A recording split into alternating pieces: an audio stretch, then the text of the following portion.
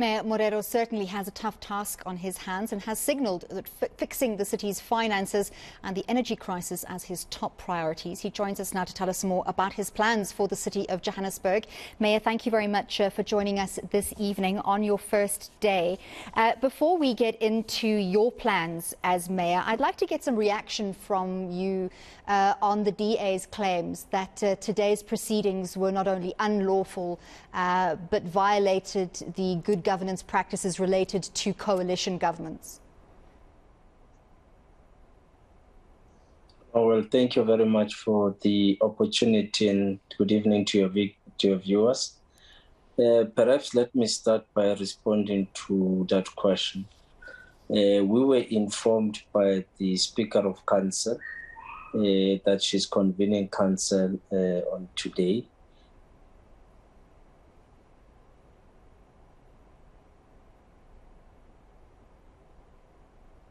Mayor?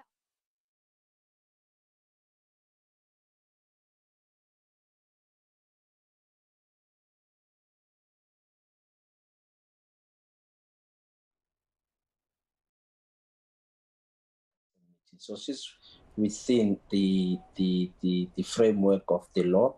So there's nothing untoward. However, the DA is more than welcome to go to court. And let's see what the court has to say. They attempted to interdict the meeting this morning, and the court itself told them that there was no agency on the matter. Another claim from the DA's John Steenhuisen is that the ANC only wants to get their hands on Joburg's budget. What's your response to that? Yeah, I didn't know that the understanding of the DA is when you govern the city, you govern because you want to get your hands onto the budget. So I did not know. Maybe that's how the DA functions. As and when they take power of municipalities, they take power because they want to get their hands on the budget of those municipalities, which is not the culture of the ANC. It is not our intention as the ANC.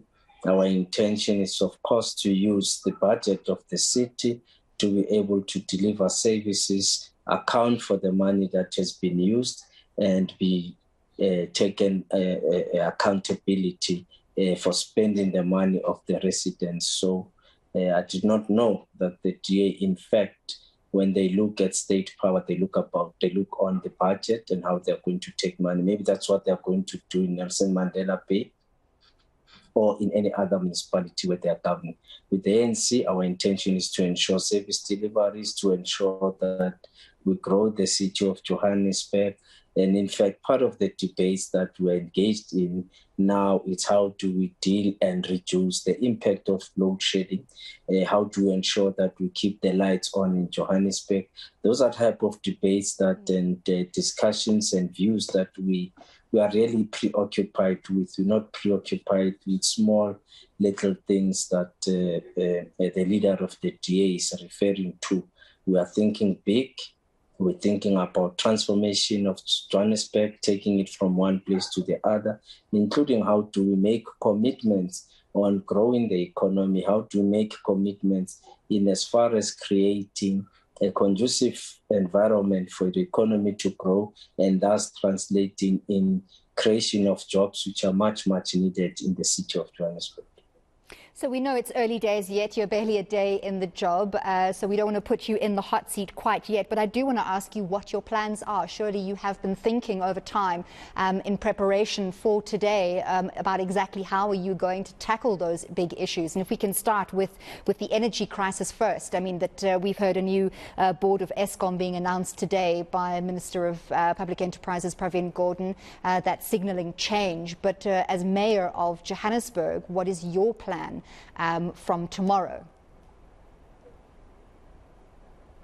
Well, as I say, we do have a document that was developed by the ANC that speaks to energy mix and how we're going to respond to the energy crisis. So we will then be going through our document and start the process of implementation. We are preoccupied with the matter of trying to reduce the impact of load shedding in Johannesburg. So we've got answers. We're going to put our answers into tests and implement them to ensure that in the medium and long term, we do respond to the challenges of energy in Johannesburg.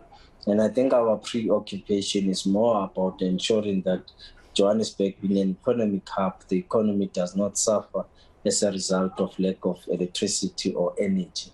So we've got proposals that we are putting in place, and once we take over, once we are sworn in, we'll be able to unveil those plans and ensure that everyone gets his hands on the deck and we can implement this program. And I think and believe that this program will work.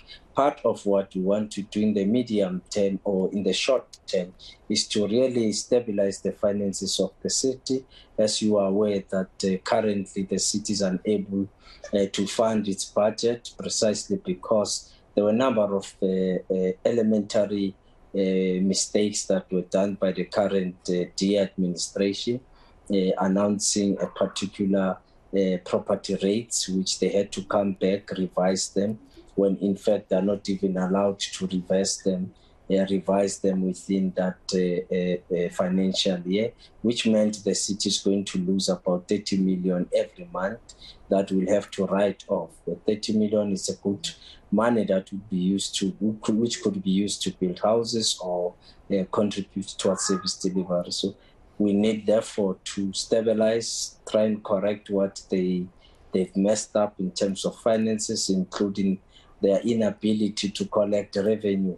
So those are some of the things that in the immediate term would want to attend to. And in that way, we'll then have the ability to implement an aggressive accelerated service delivery program that will help us to deal with the potholes, robots, etc., etc.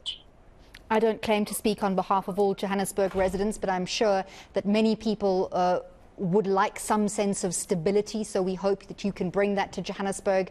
We will be checking in with you regularly to make sure that there is progress. But thank you very much for speaking to us this evening on the first day on the job. That was newly elected mayor for the city of Johannesburg, Dada Morero.